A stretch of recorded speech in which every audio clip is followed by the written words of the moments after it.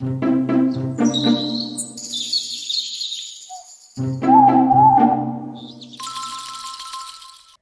little readers. Welcome back to Storytime. Today's book is titled Saving Mr. Hoot. This book is written and illustrated by Helen Stephens. There was an owl in the tree outside Ben's house. Every night, Ben called to him, "Hoo-hoo!" And the owl hooted back.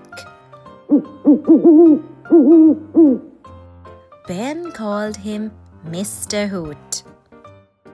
But no one else seemed to notice Mr. Hoot.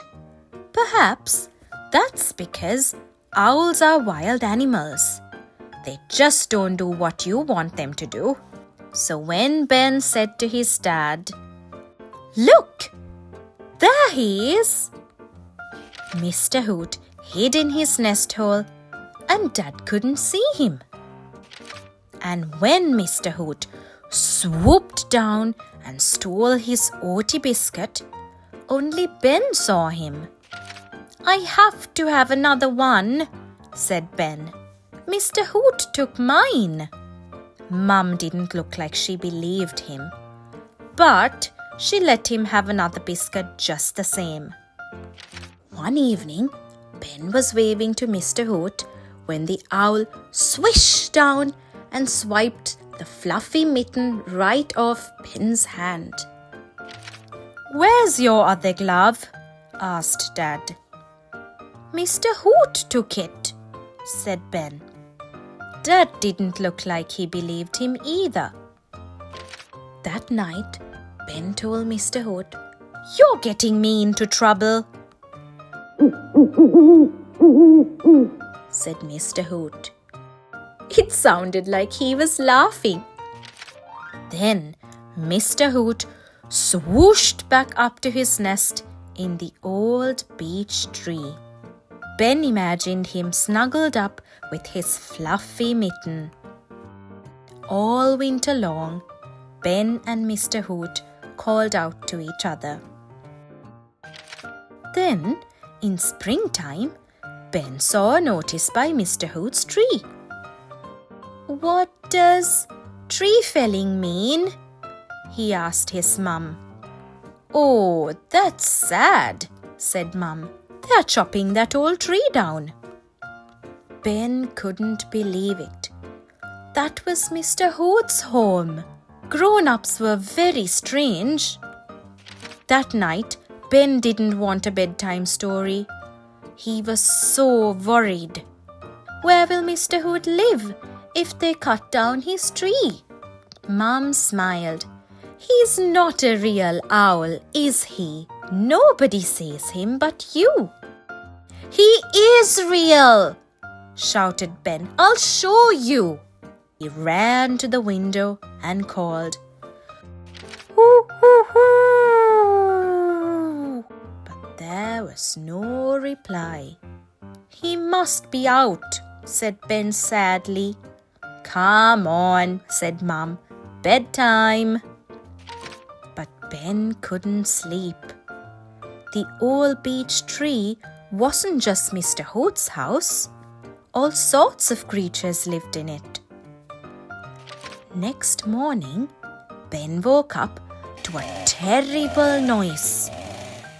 There was a lady outside by the tree and she had a huge chainsaw. Ben raced to the door. "Come on, Mum and Dad. There's no time to lose." "Stop!" cried Ben. "You can't chop this tree down," said Ben. "It's Mr. Hoot's home." The chainsaw lady looked very surprised. So did all the neighbors who'd come out to watch. "Who's Mr. Hoot?" said everyone. "He's an owl," said Ben, "and he lives in this tree, and he's probably hiding because he's frightened.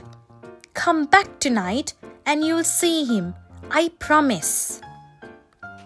That night, they all camped out under the tree. "Listen," said Ben, and he called, "Hoo-hoo-hoooo." There was no reply. The children giggled. Ben called again, "Hoo-hoo-hoooo." Still no reply.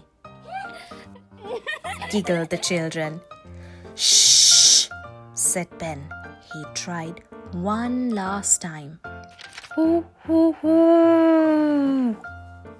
There was a long silence. Then called Mr. Hoot. Everyone gasped. "You were right, Ben. There is an owl." "Oh, no, there isn't," said Ben.